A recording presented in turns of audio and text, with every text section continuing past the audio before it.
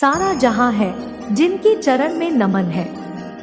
उस शिव के चरण में बने उस शिव के चरणों का धूल आओ मिलकर हम चढ़ाएं। श्रद्धा के फूल कहानी लक्ष्मी और को लक्ष्मी की एक अभागी बेटी जिसे सभी लोग अपशगुनी कहते थे, लेकिन कैसे उस अभागी बेटी पर माता लक्ष्मी सहित पार्वती और भगवान शंकर का कैसे कैसे अंधा पति ठीक हो गया और उसे दिखने लगा।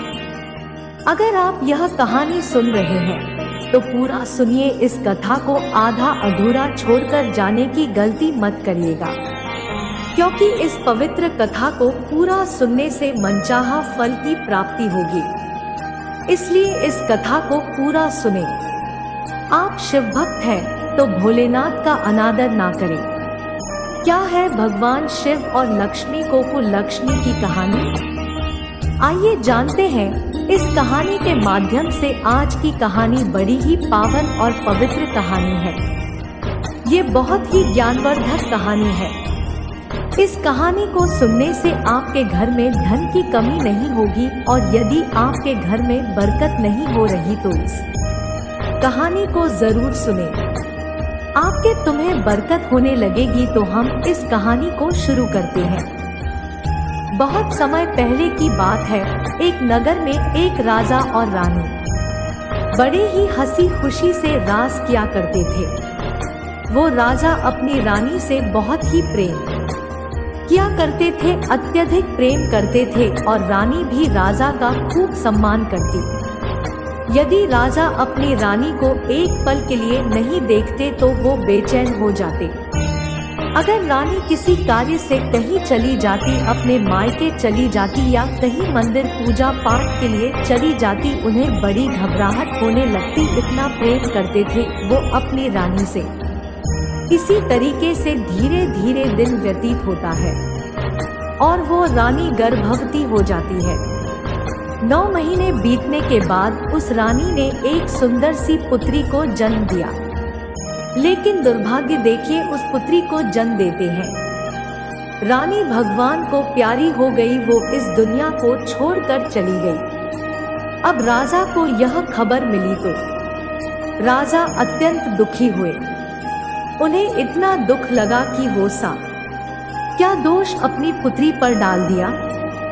वो समझते हैं मेरे इसी पुत्र के कारण मेरी रानी मुझसे आज दूर हो गई। वो इस दुनिया को छोड़कर चली गई, इसलिए वो राजा अपनी ही बेटी को भरा है नफरत किया करते। बड़ा ही नफरत, इतना अधिक नफरत की उसे देखना तक पसंद नहीं करते। वो तो दाई से यहाँ तक कह देते हैं कि दाई इस बेटी को जहर देकर मार दो, मैं इसका मुख तक नहीं देखना चाहता। मेरी प्राणों से प्रिय इसी के कारण मर गई। ये तो है। भाई को उस बच्ची पर बड़ा ही तरस आता है, उससे बड़ा ही दुख होता है। वो सोचती है फूलों से भी कोमल इस राजकुमारी को राजा ने त्याग दिया, इसका मुख नहीं देखना चाहती। तो वो दाई राजा से विनती करने लगती है, नहीं महाराज आप कुछ मत करिए, इस पुत्री को मैं पालूंगी, वो सूंगी होंगी, इसी महल में रहेंगी, लेकिन आप इतना बड़ा अनर्थ मत करिए। उस दाई के समझाने पर राजा समझ गया।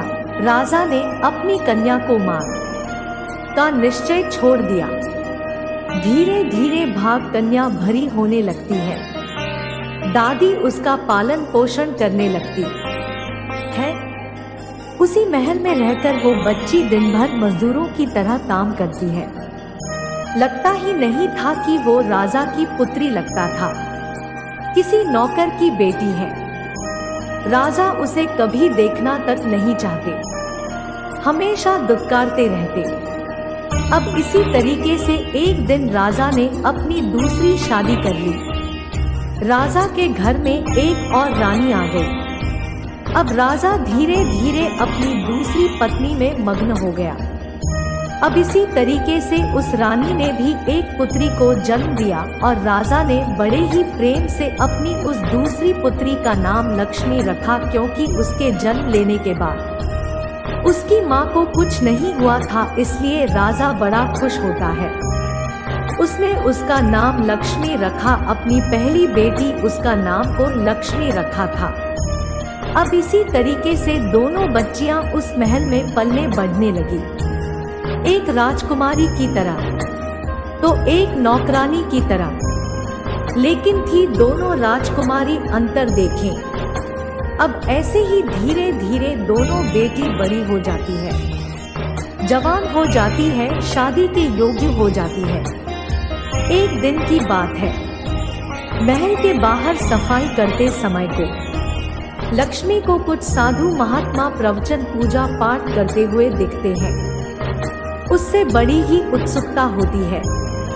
वह अपना सारा काम धाम छोड़कर उस साधु संतों के पास चली जाती है और बैठकर उनका प्रवचन भजन कीर्तन सुनने लगती है। उसे इतना अच्छा लगता है कि वह रोज अपने काम से समय निकालकर उस साधु की कुटिया में चली जाया करके और रोज अच्छे अच्छे ज्ञान कथा कहानी वेद शास्त्रों ग्रंथों का पाठ किया करता। उसे ज्ञान होने लगा था। वह बहुत ही ज्ञानी हो जाती है। भगवान में बहुत रुचि रखने लगती है। भगवान का बहुत पूजा पाठ करती है। भोलेनाथ को नित्य प्रति जल चढ़ाया करे। माता लक्ष्मी की पूजा करते। राजा के कुछ मंत्रियों और सलाहकारों ने राजा से कहा, महाराज आपकी पुत्री बड़ी हो गई है, अब उसका वहाँ कर देना चाहिए। राजा ने कहा, ये बात तो ठीक है, मैं रानी से बात करके देखता हूँ। राजा ने रानी से बात किया और रानी ने कहा, महाराज यदि आपको लक्ष्मी के लिए लड़का ढूंढने जा रहे हैं तो ऐसा लड़का ढूंढना जो अंधा हो, क्योंकि यह तो को लक्ष्मी है या जहाँ भी जाएगी उसको बर्बाद करके रख देगी। तो क्या जरूरत है, हमें इसे धनवान घर में भेजने की जाएगी तो वहाँ भी सबको बर्बाद कर देगी। तो पहले से ही हम किसी अंधे लूले लंगड़े करीब से विवाह कर दे या भीख मांगने से विवाह कर दे। राजा को भी ये सुझाव अच्छा लगा और राजा ने अपनी पंडित को यह आदेश दे दिया, जी को लक्ष्मी के लिए गरीब लड़का ढूंढ कर लाए, उसी से को लक्ष्मी का शादी होगा। आप पंडित नगर की तरफ चल पड़ता है। चलते चलते उसे न घर में एक भिखारिन दिखती है। उस भिखारिन का बेटा अंधा था। तब पंडित ने सोचा यह रिश्ता अच्छा होगा। किसने भिखारियों से कहा, भिखारिन क्या तुम अपने पुत्र का विवाह करना चाहूंगी? भिखारिन ने कहा, अरे पंडित जी, मैं अपने पुत्र का विवाह कैसे कर सकती हूँ, ये तो अंधा है।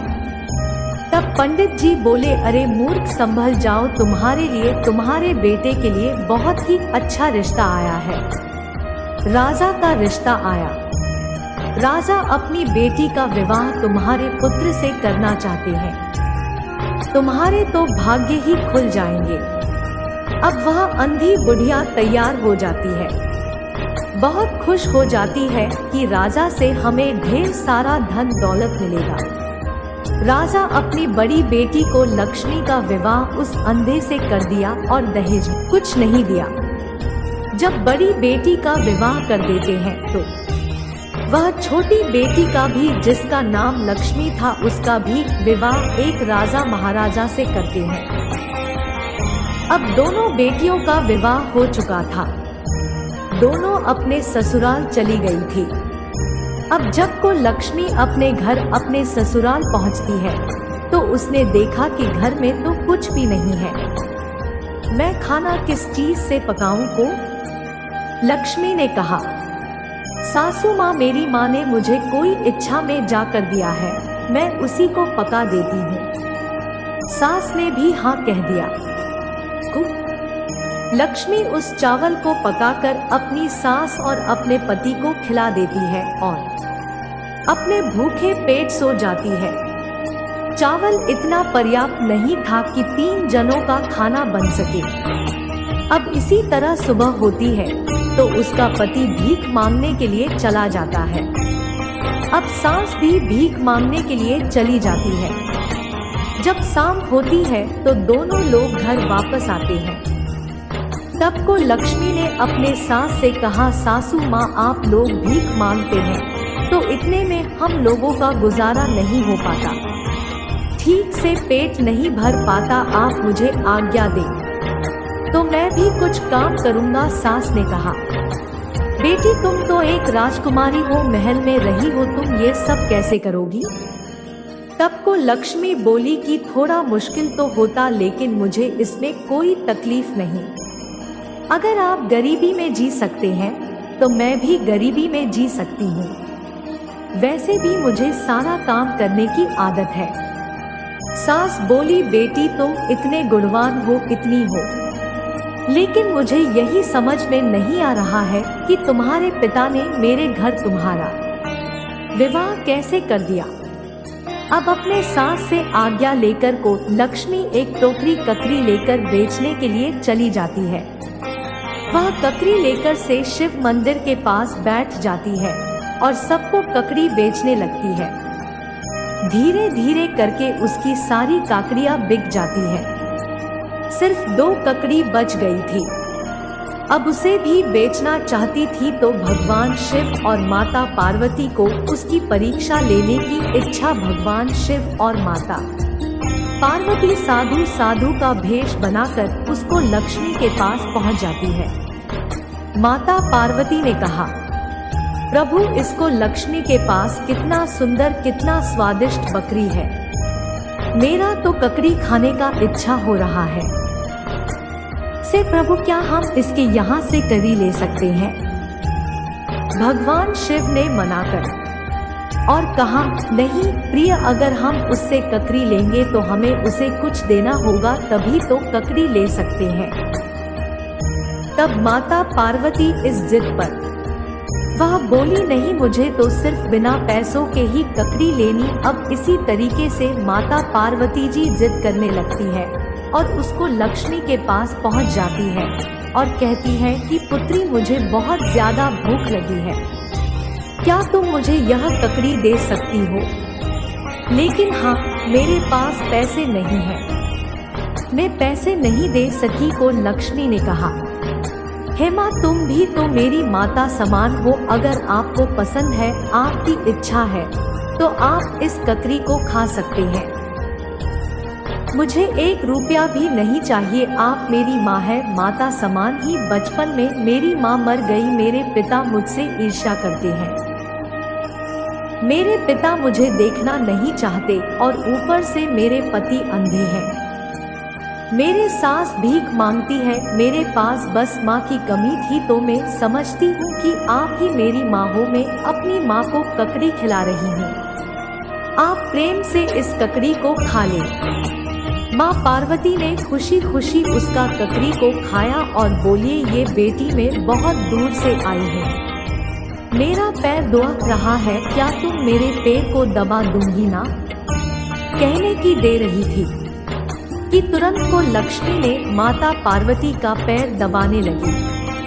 दबाते दबाते माता पार्वती वहीं पर सो जाती है। आप जब को लक्ष्मी देखती है कि माता पार्वती को ढेर सारा पसीना हुआ है, वह पसीना से डूब गई है, वो अपने आंचल का हवा माता पार्वती को देने लगती। माता पार्वती सब देख रही थी, सब समझ रही थी, वह सोई तो नहीं थी, बस सोने का नाटक कर रही थी।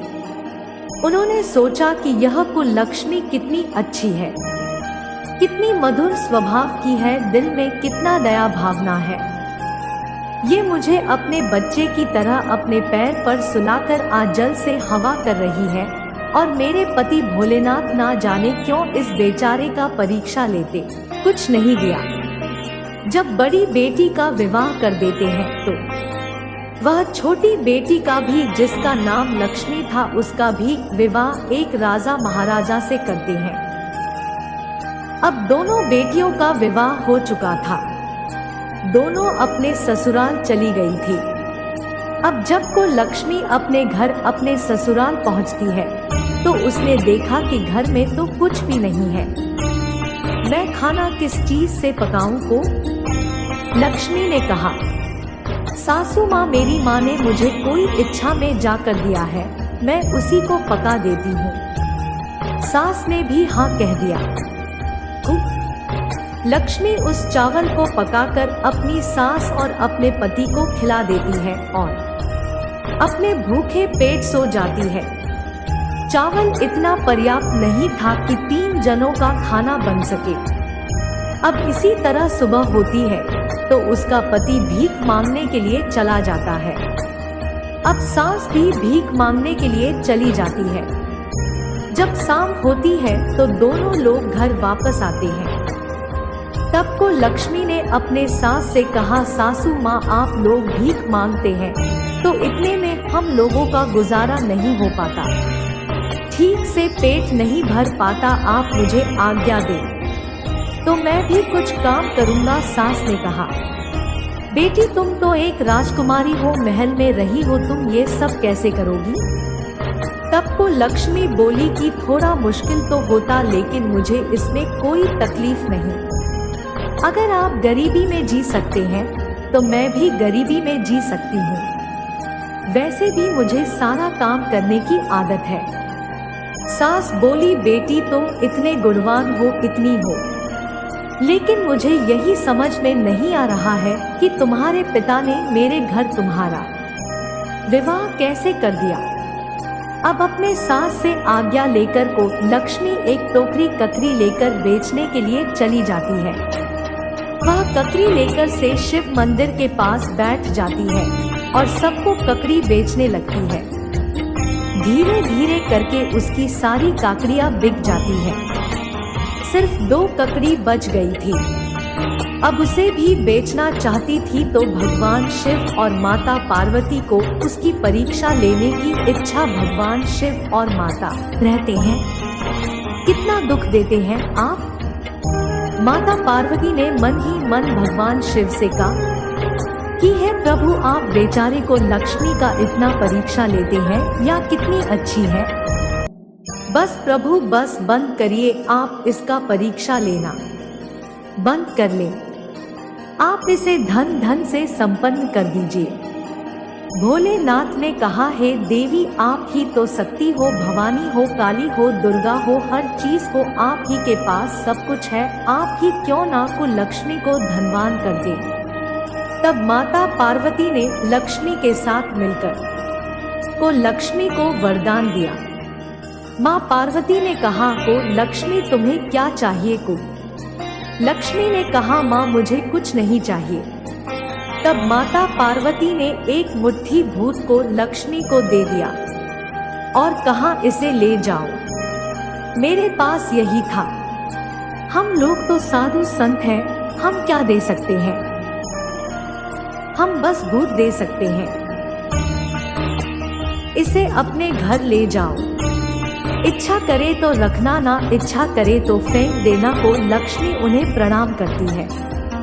शाम को अपने घर चली जाती है और अपनी सासू माँ से कहती है, सासू माँ, आज मंदिर में एक साधु आए ना आए थे, मैंने उन्हें ककड़ी खिलाया तो उन्होंने ककड़ी के बदले मुझे एक मुट्ठी दिया है। सासू माँ ने, हाँ बेटी, यह तो बहुत अच्छी बात है। अगर साधु महात्मा बुद्ध देते हैं तो उनका सम्मान करना चाहिए। तुम ऐसा करो, इसको बड़े जतन से अच्छे से रख दो। आपको लक्ष्मी अपने पति से पूछती है कि ये जी मैं इस भागवत का क्या करूं? उसका पति बोला, को लक्ष्मी, तुम इस भूत को थोड़ा बक्से में, थोड़ा घर के चारों कोनों में है और बाकी वजह सभी घरों में है। पूरा घर पवित्र हो जाएगा। आप इसी तरीके से को लक्ष्मी ने थोड़ा भूत संदूक के बक्से में रखा और 4 कोनों में थोड़ा थोड़ा भूत अपने घर में रख दिया। बाकी के भूतों को पूरे घर में छोड़ दिया। अब इसी तरीके से वह लोग खाना पीना खा पीकर सो जाते हैं। जब सुबह आँख खुलती है तो को लक्ष्मी ने देखा पूरा घर महल हो गया है। महल के बाहर बाग बगीचे हो गए हैं। अब यह देखकर वहाँ तो बहुत आश्चर्य में पड़ जाती है और अपने सास से कहती है, सासू माँ उठिए उठिए, ये देखिए यह क्या हो गया। सासू माँ ने कहा, अरे बिटिया मुझे सोन दो को। लक्ष्मी ने कहा, नहीं सासू माँ आप जल्दी उठिए, बड़ा आश्चर्यजनक हुआ है। जब सासू माँ आँख खोलकर देखती है तो पूरा का पूरा महल वहाँ पर झोपड़ी है ही नहीं। सासू माँ बोलती है, अरे बेटी तूने ये क्या किया, कहीं मेरे सोते सोते कहीं तो मुझे अपने मायके तो नहीं ले आई को। लक्ष्मी ने कहा, नहीं माँ ऐसी कोई बात नहीं है, मैं आपको अपने मायके नहीं लाई, ये भगवान भोलेनाथ का चमत्कार है। माँ आपको याद है जो उस साधु और साधु आई ने दिया था, अरे वो साधु और साधु इनको ही नहीं, भगवान भोलेनाथ और माता पार्वती है, उन्होंने ही दिया है, मैं उन्हें पहचान नहीं सके।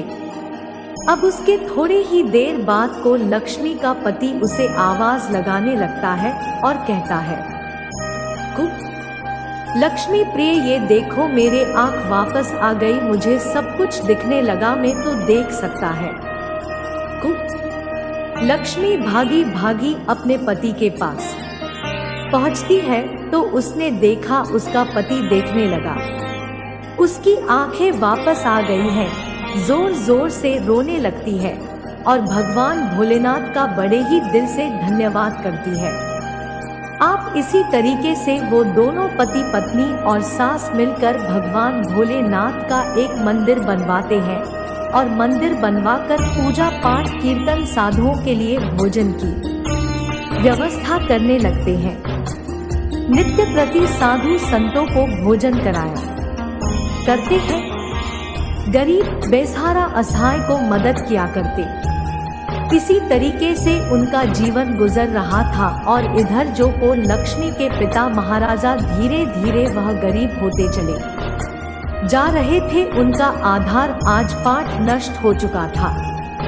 यह बात जब राजा को पता चलती है कि उनकी बेटी को लक्ष्मी एक महारानी बन गई है, बहुत ही धनवान हो गई है, तब उन्हें अपनी गलती पर पछतावा होता है। वो सोचते हैं मेरी बेटी तो असल में असली लक्ष्मी थी, वह को लक्ष्मी नहीं लक्ष्मी थी, मैंने ही उसे समझा और बड़े ही निर्दयता पूर्वक उसका विवाह एक अधे से कर दिया। वो बड़ा ही बचते हैं। अब इधर को लक्ष्मी का पति को लक्ष्मी से कहता है कि को लक्ष्मी में अपने ससुर के घर जा रहा हूँ, उन्हें न्योता दूंगा। हमने एक बड़ा शिव मंदिर बनाया, उसके लिए हम अपने ससुर को न्योता देने जा रहे हैं। लक्ष्मी का पति सज धज कर राजकुमारों की तरह घोड़े पर बैठ जाता है और राजा के महल पहुंच जाता है। राजा ने देखा कि ये कौन है, इतना सुंदर घोड़े पर बैठा है। राजा ने उससे पूछा, तुम कौन हो भाई? तब को लक्ष्मी का पति बोला कि मैं वही को लक्ष्मी का पति हूँ जो अंधा था, जो गरीब था, भीख मांगता था, आपने अपनी पुत्री का विवाह मुझसे किया था, मैं वही हूँ। यह सुनकर राजा अपने आप पर बहुत ही शर्मिंदा होते हैं कि मेरी बेटी बहुत ही भाग्यवान है, जहाँ जाती है बरकत करती है और मैंने उसका अपमान किया। वो राजा तुरंत अपने दामाद से क्षमा मांगते हैं और तुरंत अपनी बेटी को बुलावा भेजते हैं और अपने यहाँ बुला लेते हैं। बहुत ही सम्मान से उसका स्वागत किया जाता है, राजकुमार की तरह आदर सत्कार होता है। पहली बार उस राजा ने अपनी बेटी का आदर सत्कार किया, इतना उसे सम्मान दिया, उसे अपनी बेटी की तरह हृदय से लगाया। आप इसी तरीके से को लक्ष्मी अपने पिता के घर आया जाया करती और धीरे धीरे राजा धनवान होने लगे। राजा का राजपाट फिर से वापस आने लगा। अब इधर जो छोटी बहन लक्ष्मी थी, वह जहाँ जाती है उसका पूरा घर धीरे धीरे बर्बाद होता चला गया था। वह गरीब हो गई थी, उसकी सास हमेशा उसे ताने मारती थी, उसके घर में हमेशा कलह होता, झगड़ा होता। इस बात से परेशान होकर अपने पिता के घर आती है और कहती है, पिताजी मेरे घर में तो सब कुछ बर्बाद हो गया है। मेरी सास मुझे हमेशा कहती है कि तुम्हारे आने से मेरा घर बर्बाद हो गया, सब कुछ नष्ट हो गया, अब मैं क्या करूं? इस बात को लक्ष्मी भी सुनती है। को लक्ष्मी ने अपनी बहन से कहा, बहन तो मेरी बहन है, मैंने तुम्हें हमेशा प्रेम किया, आज मैं जो तुम्हें बताने जा रही हूँ उसे ध्यान से सुनना। तुम भगवान भोलेनाथ माता पार्वती का पूजा करो, उनका मंदिर बनाओ, दान दक्षिणा करो, गरीबों का मदद करो, भूखों को खाना खिलाओ, ये सारी चीज तुम करोगी तो तुम पर अवश्य भगवान भोलेनाथ सहित माता पार्वती और माता लक्ष्मी का कृपा होगा। मेरे साथ भी यही हुआ था, मैंने भी ऐसा ही किया था। हमेशा बोर्ड है, बुजुर्गों का सेवा कर सम्मान करो। अगर तुम ऐसा करोगे तो निश्चित ही तुम्हारा भाग्य बदलेगा। लक्ष्मी को लक्ष्मी कोई नहीं होता, उसके कर्म ही उसे लक्ष्मी और को लक्ष्मी बनाते हैं। यदि तुम्हारा कर्म अच्छा रहेगा, तुम्हारी भावना अच्छी रहेंगी तो तुम्हारे घर में लक्ष्मी का वास होगा। अपनी बेटी की यह बात सुनने के बाद राजा को बहुत बड़ी सीख मिलती है। आपको लक्ष्मी का पूरा परिवार एकजुट हो गया था, उसका ससुराल धनी हो गया था, पति की आंखें वापस आ गई थी और उसके पिता का राजपाट भी अच्छे से चलने लगा था। बहन भी भगवान में रुचि रखने लगी थी, पूजा पाठ करने लगी थी, उसका भी घर परिवार बस जाता है, फिर से उसका घर हरा भरा हो जाता। अब इसी तरह को लक्ष्मी का पूरा परिवार उसे वापस मिल जाता है, सभी लोग खुशी खुशी रहने लगते हैं। भगवान भोलेनाथ माता लक्ष्मी की असीम कृपा को लक्ष्मी पर बरसती है, तो इसी प्रकार से मन से कोई भी सगुन आप शगुन नहीं होता। इसी प्रकार से मनुष्य अपने कर्मों से अपने भाग्य का निर्माण करता है। वो अपने व्यवहार से लोगों का दिल जीता है, अपने पुण्य कर्मों से धनवान होता है, उस पर माता लक्ष्मी की कृपा बरसती है। इस वीडियो को बोलते समय कोई त्रुटि हो तुम्हें क्षमा चाहती हूँ। उम्मीद है आप सभी को यह वीडियो अच्छी लगी होगी। अगर आप शिव के सच्चे भक्त हैं तो चैनल को सब्सक्राइब और वीडियो को लाइक करके कमेंट में हर हर महादेव लिखें।